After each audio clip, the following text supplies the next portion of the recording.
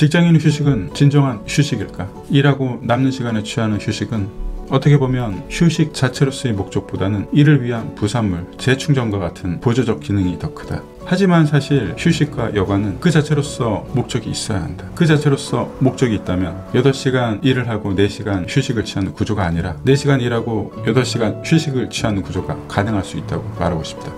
아리스토텔레스는 여가란 그 자체의 목적이 있어야 한다고 말했다. 이성적 활동 중에도 철학적 성찰, 지적 탐구, 미적인 경험과 같이 고차원적인 활동이 가장 중요한 여가와 휴식의 형태라고 말을 했다. 우리가 생각하는 휴식과 여가는 일을 하고서 방전된 이후에 그것을 충전하는 보조적 역할이 더 짙었다. 마치 쉼표와 같이 그 자체의 목적을 갖기보다는 일에 대해서 그 균형적 역할로 인식하기 쉬웠다.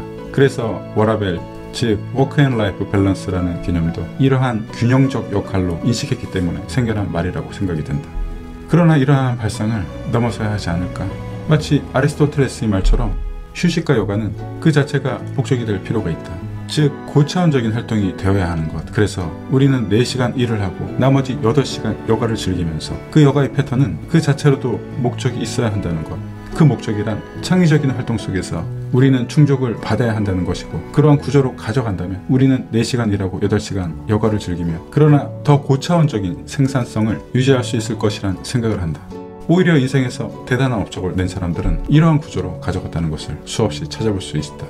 프리드리히 니체는 하루 중 짧은 시간만 글을 쓰고 나머지 시간에는 산책과 자연 속에서 시간을 보내면서 자신의 철학적 사유를 발전시켜 나갔다. 이러한 산책 중에서 그의 주요 저서인 자라투스트는 이렇게 말했다. 그 책에 대한 핵심 개념을 떠올렸다고 한다. 니체는 실제로 글을 쓰는 시간은 하루의 일부분이었고, 사색은 육체적 활동과 결합이 되어야 한다는 신념과 그 실천을 통해서 창의적 사고를 끌어냈다.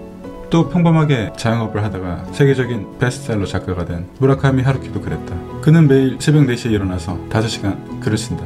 그 외 나머지 시간에는 10km를 달리거나 수영을 했다. 그 이유는 신체적 피로와 정신적 스트레스를 줄이고 새로운 영감을 얻기 위함이라고 말을 했다. 그가 실제로 창의적인 에너지를 유지하는 데는 이러한 시스템이 결정적인 역할을 한다고 했다. 진화론에 가장 큰 기여를 한 찰스 다윈도 그가 유명해지기 전부터 이러한 패턴을 가졌다. 매일 오전에 3에서 5시간 정도 집중적으로 연구활동을 했고, 나머지 시간에는 긴 산책을 하며 정원에서 시간을 보냈다. 그때 그렇게 자연을 관찰하면서 진화론을 발전시키는 데 중요한 영감을 제공받았다고 한다. 만족스러운 긴 휴식은 결국 연구의 연장선이기도 했다. 세계적인 베스트셀러인 딥워크의 저자인 칼 뉴포트는 절대로 방해받지 않는 집중된 작업 시간을 통해서 적은 시간 일을 하고 나머지 시간은 가족과 시간을 보내거나 산책과 독서를 통해서 그때 떠오르는 아이디어를 정리해서 책에 반영하거나 강의 주제를 준비하는 데 활용을 했다고 한다. 심리학자인 카를 융도 그랬다. 매일 아침 4시간 정도 집중적인 연구와 집필을 했다. 그 외에 하루의 나머지 시간에는 자연 속에서 명상과 사색, 그렇게 창조적인 활동을 하며 시간을 보냈다.